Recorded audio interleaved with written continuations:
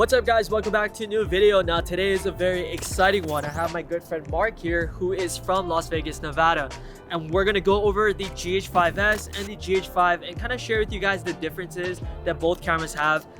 Mark here is a Panasonic user for how long now? So I've been a Panasonic user for about 8 years now, basically my entire filmmaking career. So I feel like I have a pretty good idea about the differences between the two cameras. So I'm excited to share that with you guys. And I am a Canon user. So you're gonna get kind of a bit of both worlds, and we're gonna do a little bit of test tonight. We're gonna do the stabilization test, a couple of low light tests, and share with you guys our thoughts on both of these cameras. Yeah, so Mark, is it true that the GH5s does not have image stabilization, whereas the GH5 does? So the GH5s actually does have image stabilization, but it's electronic. Basically, it's nowhere near as good as the stabilization that you'll get on the GH5. Normally when I need, that handheld shot and, that really good stabilization, I'm definitely gonna reach for the GH5 over the GH5s. Got it. So in other words, when I use the GH5s, I would need more of like a gimbal or stabilization, some type of stabilization to get that smoother shots. But with the GH5, you can kind of go more handheld, or if you're like a vlogger, that would be more for that use, right? Definitely. So if you really need that smooth, flying, gliding footage, let's say like a real estate shoot or something, definitely go for the GH5s with a stabilizer, like a gimbal or a tripod of some sort. But if you're just trying to go run and gun, vlogging style, we want that handheld look. You can definitely get by. Actually, you can really, get some good footage with the GH5 with their image stabilization being so superior. Nice. That's awesome. So the GH5 takes the win for image stabilization. So the next thing that I'm sure a lot of people are wondering is the low light capabilities. Now, for me, when I'm looking into buying a new camera, I'm always curious about low light because I do a lot of low light work. Now, I heard that the GH5s has a dual native ISO. So from your experience, how has the low light been between both cameras? Yeah, so the low light on the GH5s is basically the reason you're gonna own one of these cameras. For a micro four thirds sensor, the low light on this camera is top notch for a micro four thirds camera. You could definitely get by with the GH5, but if you really want to kind of reduce the noise, get the very best image you can under low light scenarios, definitely the GH5s and the sensor, it's a little bit bigger than GH5, and also has a little bit less megapixels, which is not good for photography, but very good for low light. So this is the reason why you would choose the GH5s for those low light scenarios.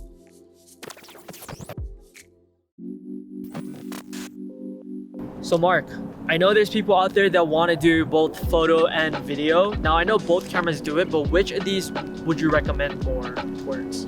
So if you're looking to do photo and video and you want to stick with the Panasonic, go for the GH5. The reason being is it has more megapixels, so more megapixels equals better photos. Now the GH5s can shoot photos, however, if you want to shoot really good photos, go for the GH5. Most definitely, yeah. So I noticed that the GH5s does not have as much megapixels, and in return, you would have a better low light. And my whole entire career, I believe I used the GH4 in the past, and I know the Lumix line in general has been geared more towards video. So it's kind of cool that they kind of implemented more of a higher megapixels in the GH5 for that. Yeah, it's really good to have that flexibility. If let's say you're on a shoot and let's say a client does want photography, it can do that. You can get by with it. It's not as good as a Canon or say Sony in my opinion, but the GH5 does definitely take really good photography in my opinion, especially when you compare it to the GH5s. So the GH5 in this case takes the win. So another question that I'm sure a lot of people are gonna have is when looking into buying both cameras, size, form factor definitely comes into play. So based on me feeling on the GH5s, would you say that they're kind of the same size? I mean, when you're on a shoot, can you really tell the difference between both?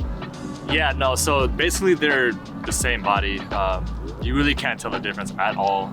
I guess the main difference you can see from the GH5 and GH5s is the record button. On the GH5s it's red, which may seem like a small piece, but it's actually when you're on the road and you're just trying to hit that record button really quick, having that bright red button actually does help a little bit. So yeah, definitely. And I mean, based off of me feeling it in my hands, it's pretty light. I mean, It feels good on my hands. It doesn't feel like it's too big or too small. And it seems like a camera that I can take with me on the go, on my travels, and won't really fall into any issues. So in this case, both the GH5s and the GH5 are the same. Another question I have that I've been meaning to ask is when it comes to both the GH5s and GH5, is there anything different with the buttons or the menu system, like aside from the record button? So there is no difference between the GH5 and GH5s as far as the menu system goes, and that's a good thing. You know, if you switch between the two cameras, it's good to have that consistency so that way you don't have to learn a new menu system every time you switch from one to another. So to answer your question, there really is no difference with the menu system. Perfect. So Mark, this next feature, I'm sure a lot of people are wondering. So let's talk about the slow motion. Now, do both of these cameras shoot slow motion? Yeah, so both cameras do shoot slow motion. The GH5 goes up to 180 frames per second, whereas the GH5s goes to 240 frames per second. Both at 1080p, so you're not gonna get that, crisp 4K image. However, with the proper lighting, you can get a really good slow motion shot. So. Yeah, I feel like 240 is a little exaggerated. I mean, 240 is definitely nice to have, but yeah, I mean, 180 is great. So, but in this case, I do believe that the GH5s takes the win. In closing thoughts, hopefully you guys got enough information to make a decision whether you want the GH5 or the GH5s. But Mark, I mean, owning both of these cameras, which of these do you use more of, do you feel? So living out here in Las Vegas, a lot of my shoots do come at nighttime. Vegas lives at night, so I would gravitate towards the GH5s a lot more. However, that doesn't discount the GH5 as far as the, like I said, image body stabilization. So this is why I have both. So, the nights that I do need to shoot low light, I'm gonna go for the GH5s. Whereas if I need more run and gun and, handheld footage, vlog style, that's where I go for the GH5. So that's where I stand with these two cameras. It's actually swapped. I have the GH5s. This is GH5. But yeah, and all in all, I feel like both of these kind of complement each other. I mean, that's one of the reasons why I feel Mark has both the GH5 and the GH5s. They both kind of work together, especially when you're on a shoot that requires both. Like you're in a situation where you're shooting in low light and you need this, and then all of a sudden you're running gunning where you don't want to have time to set up a gimbal. You gravitate towards the GH5. So like you said, there's always a push and pull, like something that you need to sacrifice, but I think they both complement each other.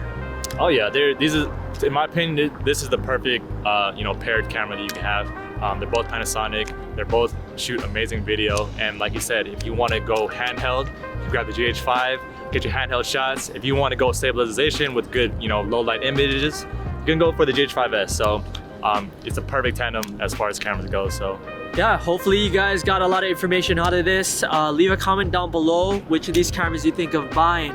And thank you guys so much for watching. Make sure to hit that subscribe button. We're trying to get to 1,000 subscribers. So we're gonna be posting videos weekly. Till then, see you next time. Peace. Does both of these cameras shoot slow motion? yeah, so both cameras do slew. They won't slew. I got excited. I got too excited. So both cameras. Okay. Yo, so Mark. Dude, you're just Yo. like, I